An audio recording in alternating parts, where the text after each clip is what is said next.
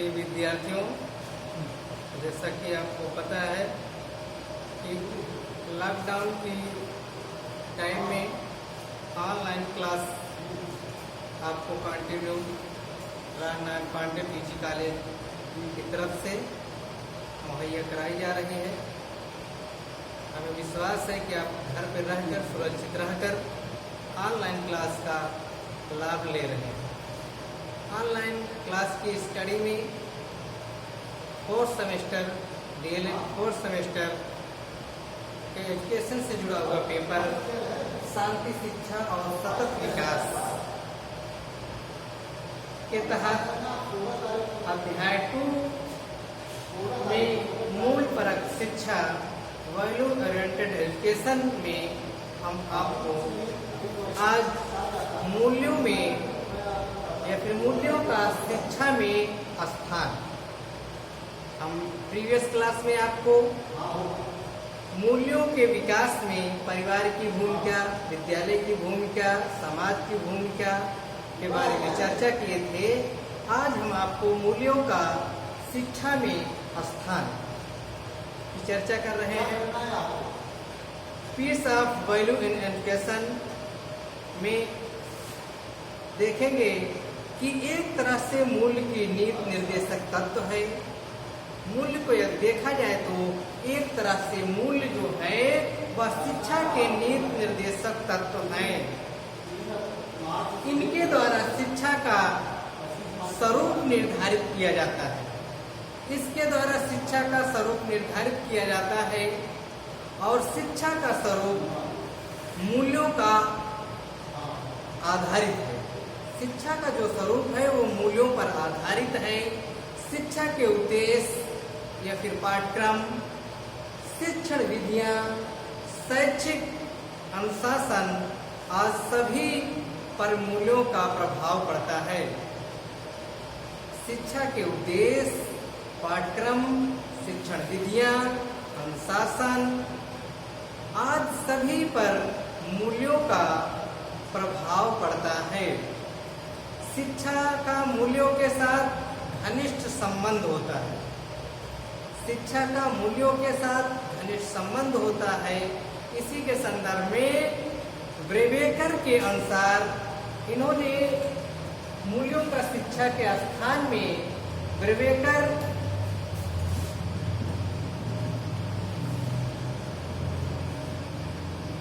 इनके अनुसार मूल्यों का शिक्षा में स्थान के बारे में यहाँ बताया जा रहा है कि किसी शिक्षा के उद्देश्यों का वर्णन करना ही उसके शैक्षिक मूल्यों का वर्णन करना है।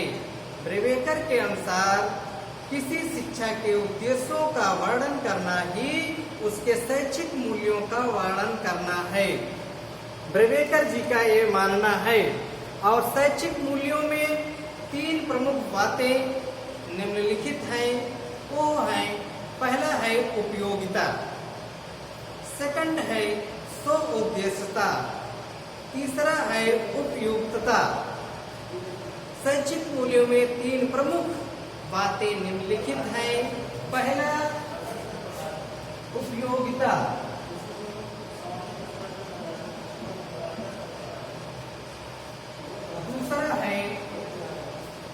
दूसरा आपका है स्वउद्देश्यता,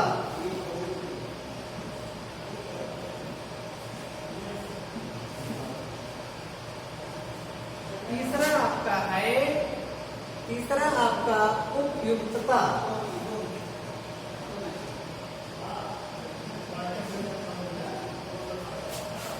शैक्षिक मूल्य में ये 3 प्रमुख निम्नलिखित बातें हैं। पहला उपयोगिता, दूसरा स्वउद्देश्यता, तीसरा उपयुक्तता। और ब्रेकर ने शैक्षिक मूल्यों का भी वर्गीकरण किया है जो निम्नलिखित रूप से है। पहला है तात्कालिक मूल्य। तात्कालिक मूल्य से आशय यह है कि वे मूल्य जो तात्कालिक रुचियों या इच्छाओं की तुष्टि करते हैं उन्हें तात्कालिक मूल्य कहते हैं। वे मूल्य जो तात्कालिक मूल्यों, रुचियों, इच्छाओं की तुष्टि करते हैं उन्हें तात्कालिक मूल्य कहते हैं।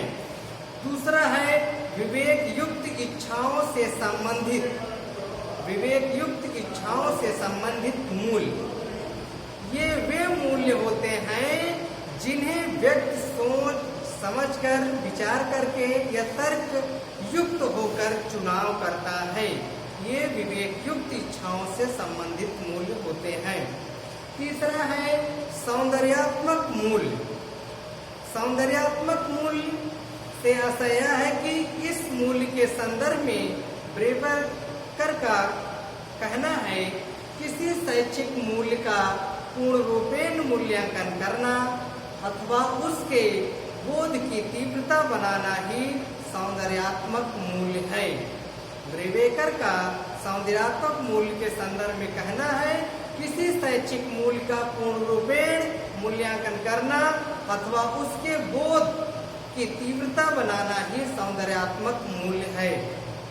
इसके तहत जैसे संगीत, कला, साहित्य, कविता और नृत्य आदि विषयों में सौंदर्यात्मक मूल्य निहित होते हैं।